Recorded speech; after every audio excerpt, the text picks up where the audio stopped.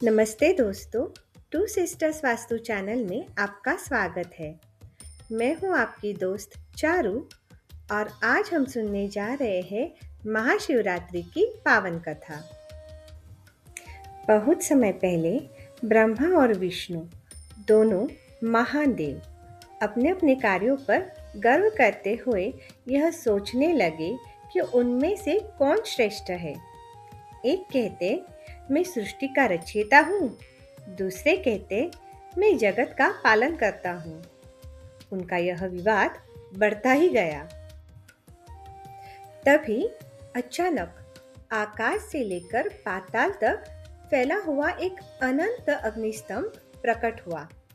न शुरुआत न अंत, बस एक अनंत तेजस्वी दिव्य प्रकाश। दोनों देव आश्चर्यचकित रह गए। एक दिव्य वाणी गूंजी, जो इस अग्निलिंग का अंत खोज लेगा वही श्रेष्ठ कहलाएगा। विष्णु जी ने वराह रूप धारण किया और पाताल की ओर चल पड़े। वे बहुत दूर तक गए, परंतु अग्निलिंग का अंत नहीं मिला।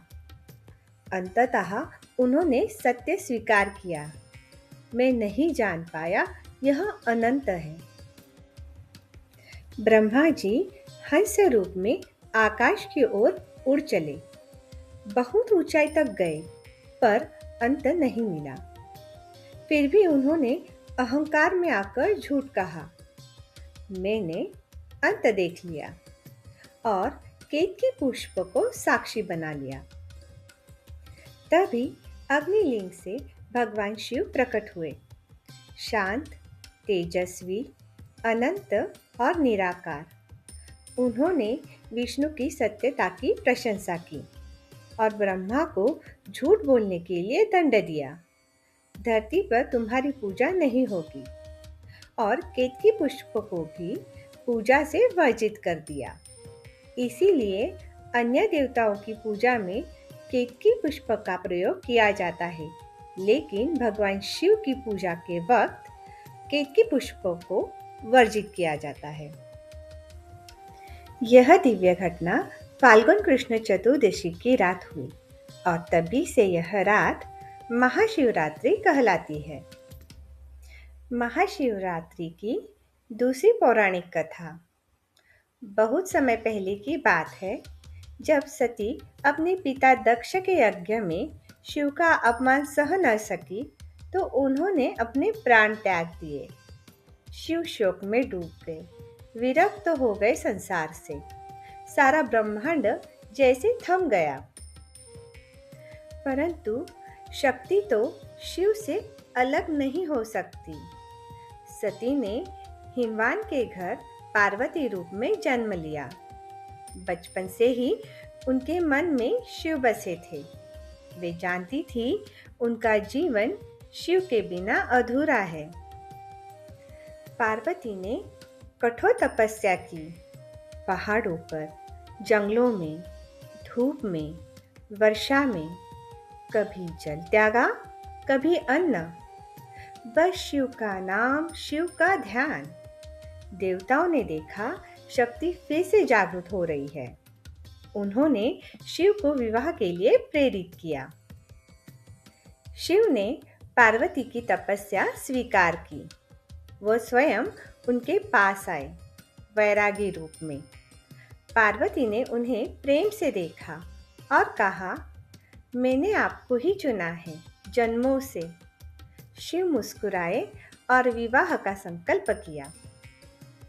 शिव की बारात आई। भूत, प्रेत, योगी, नाग, गण। पार्वती माता की मैया मैना भयभीत हो गई। यह क्या बारात है?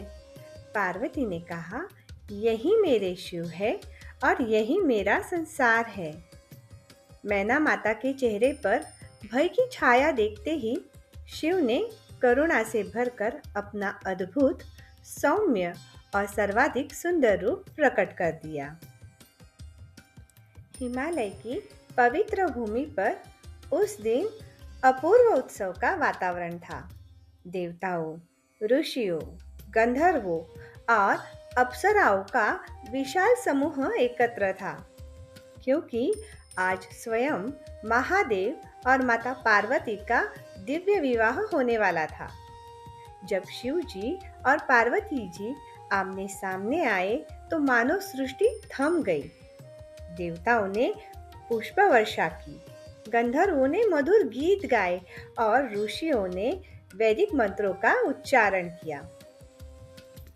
अग्नि को साक्षी मानकर दोनों ने एक दूसरे का हाथ थामा और 7 पवित्र फेरों के साथ सृष्टि के सबसे महान मिलन का आरंभ हुआ।